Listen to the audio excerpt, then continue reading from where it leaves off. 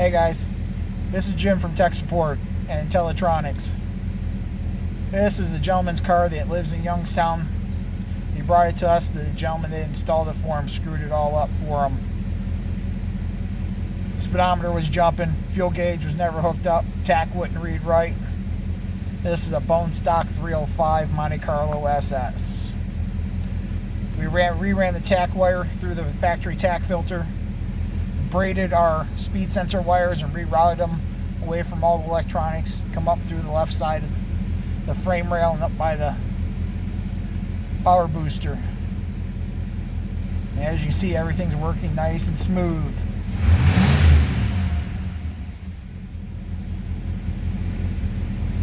Cleaned up the wiring connections that the guy had.